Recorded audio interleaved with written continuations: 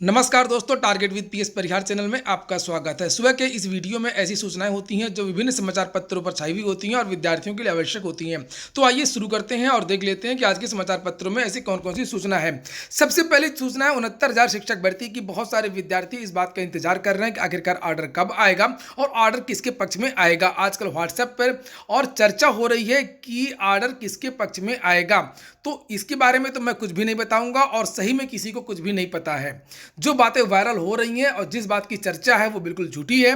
किसी को भी ऑर्डर के बारे में नहीं पता है। कुछ लोग कहते हैं कि 31,000 शिक्षक भर्ती अलग कटाव पर भर्ती पूरी होगी और 37,000 शिक्षक भर्ती अलग कटाव पर भर्ती पूरी होगी। तो ऐसा बिल्कुल असंभव है। एक ही भर्ती पर दो कट ऑफ नहीं हो सकते हैं। जिस कटाव पर भी भर्ती होगी वो केवल एक कट ऑफ होगा और पूरे कटाव पर 69,000 शिक्षक भर्ती पूरी होगी। ज़्यादा दिन का इंतजार नहीं है, केवल 4 दिनों का इंतजार है और हो सकता है कि 4 तारीख को आपका ऑर्डर आ जा। चूंकि इसके बारे में मैंने कल एक वीडियो बनाया था जिसमें आप लोगों से बताया था कि तीनों जज 4 तारीख को बैठ रहे हैं और हो सकता है कि ये वही बेंच है, चूंकि आपका जो ऑर्डर है वो 4 तारीख को आ जाए।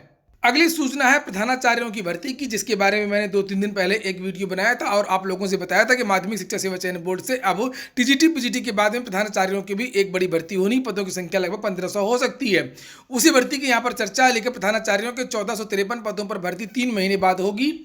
और यहाँ पर लिखा हुआ है कि सहायता प्राप्त माध्यमिक विद्यालयों में प्रधानाचार्य के 1453 रिक्त पदों पर भर्ती 3 महीने बाद शुरू होने के आसार हैं। उत्तर प्रदेश माध्यमिक शिक्षा सेवा चयन बोर्ड को टीजीटी पीजीटी के 15,508 पदों के साथ ही प्रधानाचार्यों की भी भर्ती शुरू करनी थी, लेकिन कुछ तकनीकी अड़चनों से फिलहाल ये भर्ती टाल दी गई है और प्रधानाचार्य भर्ती का साक्षात्कार शुरू नहीं हो पाया है। तो अब लगभग 3 महीने बाद फिर से ये भर्ती शुरू होगी। वहीं पर अगली सूचना है कि रिकॉर्ड समय में पूरी होगी शिक्षक भर्ती। बात हो रही है टीजीटी पीजीटी 2020 भर्ती की। चूंकि इस भर्ती को लेकर के विद्यार्थियों में संशय है, आशंका है कि आखिरकार ये भर्ती कितने दिनों में पूरी होगी। तो यहाँ पर लिखा है कि इस बार भर्ती बहुत जल्द होगी, चूंकि टीजीटी में साक्षात्कार भी नहीं है और सुप्रीम कोर्ट में हलफनामा भी लगाया गया कि जुलाई 2021 तक ये भर्ती पूरी कर ली जाएगी। यहाँ पर लिखा है कि उत्तर प्रदेश माध्यमिक शिक्षा सेवा चयन बोर्ड के सामने अगर कोई बड़ी तकनीकी या कानूनी अड़चन नहीं आई तो इस बार प्रशिक्षित स्नातक शिक्षक की भर्ती प्रक्रिया रिकॉर्ड समय में पूरी हो जाएगी। इस बार इंटरव्यू न होने के कारण भर्ती पूरी करने में काफ़ी समय बच जाएगा। हालांकि प्रवक्ता यानी पीजीटी के पदों पर भर्ती के लिए साक्षात्कार होंगे, लेकिन पीजीटी के पदों की संख्या टीजीटी के मुकाबले काफ़ी कम है। माध्यमिक शिक्षा सेवा चयन बोर्ड ने टीजीटी एवं पीजीटी के शिक्षकों के 15,508 पदों पर भर्ती के लिए विज्ञापन जारी किया है।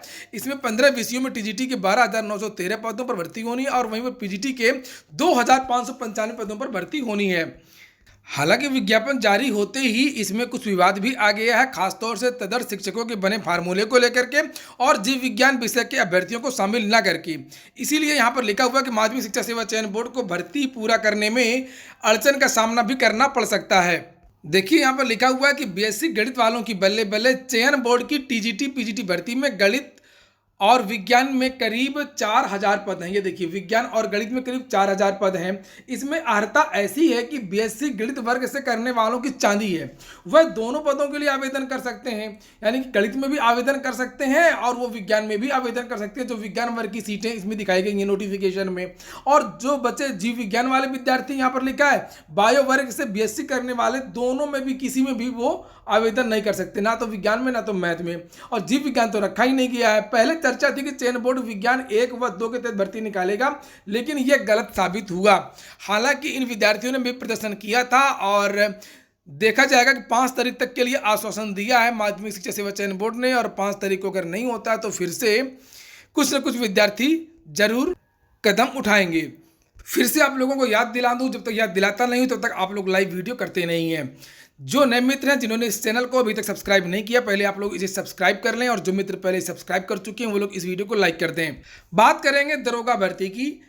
दरोगा भर्ती का जो विज्ञापन है वो जल्द आ सकता है। उसके बहुत सारे रीजन है। रीजन ये, पहली बात तो एजेंसी नहीं मिल रही थी, परीक्षा एजेंसी, और टेंडर एक बार निरस्त किया गया, दोबारा टेंडर जारी किया गया। बहुत कम आवेदन आए थे इसलिए निरस्त किया गया।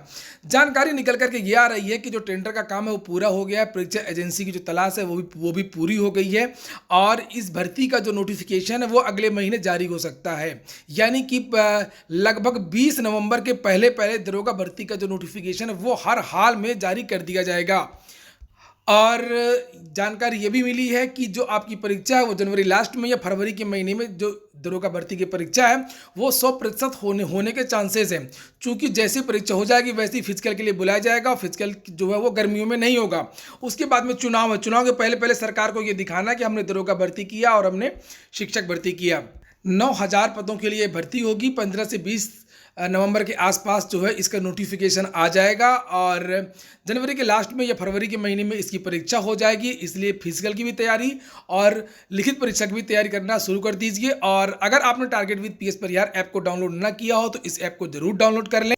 यहाँ पर देख सकते हैं आप लोग Uttar Pradesh police sub inspector परीक्षा, यहाँ पर यूपी दरोगा के जो टेस्ट सीरीज है target with PS Parihar app में, चाहे target with PS Parihar .com website पर देख लें, उसमें पुराने पेपर, नए पेपर, और ये देखिए यहाँ पर देख सकते हैं आप लोग पिछले जो पेपर हैं ऑनलाइन हिंदी, ये यहाँ पर लिखा हुआ प्रीवियस ईयर पेपर, ये देख सकते हैं यहाँ पर ये दिया हुआ है, और करेंट अफेयर भी दिया है, मॉक टेस्ट भी दिए हैं। तो दरोगा भर्ती की विद्यार्थी जो भी तैयारी कर रहे हैं वो इस टेस्ट में भाग ले सकते हैं। 2017 में जो परीक्षा हुई थी उसकी सभी शिफ्टों के पेपर इसमें दिया हुआ है, ठीक है, और तो इसको आप लोग जरूर देखें। अगली सूचना है एसएससी की, लिखा एमटीएस पेपर 2 में 20,902 सफल। कर्मचारी चयन आयोग ने मल्टीटास्किंग स्टाफ भर्ती परीक्षा 2019 के पेपर सेकंड का रिजल्ट शनिवार को जारी कर दिया है। आयोग ने परिणाम के साथ कट ऑफ भी जारी कर दिया है। परिणाम 2 अलग अलग ग्रुप में जारी किया गया है। पहले ग्रुप में 18 से 25 वर्ष की आयु वर्ग के 17,004 अभ्यर्थियों का चयन किया गया है। वहीं दूसरे ग्रुप में 18 से 27 वर्ष की आयु वर्ग के 3,898 अभ्यर्थियों का चयन किया गया है। कुल 20,902 अभ्यर्थी सफल घोषित किए गए हैं। अगली सूचना है उत्तर प्रदेश उच्चतर शिक्षा सेवा आयोग को 1 माह बाद 2 नए सदस्य मिल जाएंगे। शासन ने आयोग सदस्य के रिक्त पड़े 2 पदों पर नियुक्ति के लिए आवेदन मांग लिए हैं। आवेदन की अंतिम तिथि 23 नवंबर निर्धारित की गई है। तो कुल मिलाकर के अब ये निश्चित हो गया है कि जो उच्च शिक्षा सेवा आयोग बनना था, यानी कि शिक्षा सेवा चयन आयोग बनना था, और चर्चा थी कि जो उच्चतर की भर्तियां हैं, माध्यमिक की भर्तियां, प्राथमिक की भर्तियां, तीनों इसी आयोग से होंगी, वो आयोग फिलहाल ठंडे बस्ते में जाता दिख रहा है। अगली सूचना है नगर पंचायतों में होगी 168 पदों पर भर्ती। रोज समाचार में आता, भर्ती आती नहीं है, अब समाचार पत्र में तो बढ़ाना ही पड़ेगा। लिखा 56 नई नगर पंचायतों में 3-3 पद मंजूर। राज्य सरकार ने प्रदेश में नई बनी 56 नगर पंचायतों में 3-3 पदों का सृजन कर दिया है। इस हिसाब से इन सभी नगर पंचायतों में कुल 168 पदों पर भर्तियां की जाएंगी। इनमें एक अधिशासी अधिकारी, एक कर निरीक्षक और एक चतुर्थ श्रेणी की पदों पर भर्तियां की जाएंगी। नगर विकास विभाग इन पदों पर जल्द ही भर्ती के लिए प्रस्ताव भेजेगा। जिन भर्तियों के प्रस्ताव भेज भी दिए गए उन पदों पर भी भर्तियां नहीं हुई हैं। इसके पहले भी प्रस्ताव भेजे जाते रहे लेकिन कोई भर्ती आई नहीं है। तो कुल मिलाकर इससे ये पता चलता है कि उत्तर प्रदेश में कितने पद खाली हैं, किन किन विभागों में पद खाली हैं। एक एक अधिकारी को 3-3 विभाग दिए जा रहे हैं, प्रतिनियुक्ति पर नियुक्तियां दी जा रही हैं, संविदा से काम चलाया जा रहा है, लेकिन सरकारी नौकरियां नहीं आ रही हैं। अगली बार से सीबीएसई जो भी परीक्षाएं हैं वो निर्धारित समय पर करवा लेगा। लिखा यदि सब कुछ ठीक ठाक रहा तो अगले साल यानी 2020-21 में होने वाली 10वीं और 12वीं की बोर्ड और जेईई नीट जैसी परीक्षाएं तय समय पर ही कराई जाएंगी। कोरोना से गड़बड़ाए शैक्षणिक सत्र को पटरी पर लाने के लिए शिक्षा मंत्रालय ने अब तैयारी तेज कर दी है। नगर पंचायतों में तो प्रस्ताव भेजा ही है और यहाँ पर देखिए फिर से मंजूरी मांगी है। रोडवेज ध्वस्त होती चली जा रही है लेकिन भर्ती नहीं की जा रही है। लिखा 75 ARM की भर्ती के लिए मंजूरी मांगी है। परिवहन निगम प्रशासन ने तत्काल 75 सहायक क्षेत्रीय प्रबंधक की तत्काल भर्ती के प्रस्ताव शासन भेजकर मंजूरी मांगी है। ARM की भर्ती का प्रस्ताव समय रहते मंजूर नहीं हुआ तो मुख्यालय से लेकर के क्षेत्रों में काम ठप होने के आसार बन गए हैं। परिवहन निगम में वर्ष 1989 से भर्ती नहीं हुई है और ऐसे में लगातार सेवानिवृत्त हो रहे अफसरों के बदले ARM की भर्ती करना निगम प्रशासन के लिए मजबूरी बन गई है। आलम यह है कि 2022 तक 90% अफसर सेवानिवृत्त हो जाएंगे, जो कि वर्ष 2024 तक मुख्यालय से लेकर क्षेत्र तक विभिन्न पदों पर संविदा कर्मी ही नजर आएंगे। तो ये आलम है देखिए रोडवेज का। इसी तरीके से मैंने अभी बताया नगर पंचायत का, तो ऐसा कोई विभाग नहीं है जहां पर भर्ती खाली ना हो और जो ध्वस्त ना होता चला जा रहा हो।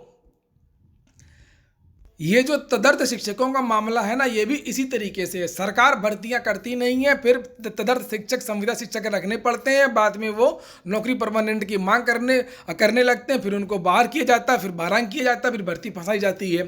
तो तय समय में भर्तियां क्यों नहीं की जाती हैं, ताकि ये सब समस्याएं आए ही ना। पता है आप लोगों को कि परिवहन निगम में 1989 से भर्ती नहीं, 30 साल से कोई भर्ती नहीं हुई परिवहन निगम में, क्यों नहीं की गई है। चलिए, हो गया ये आज का वीडियो अगर आपको अच्छा लगा हो तो जल्दी से लाइक कर दें। जिन मित्रों ने चैनल को सब्सक्राइब ना किया हो, सब्सक्राइब कर लें। पूरा वीडियो सुनने के लिए बहुत बहुत धन्यवाद।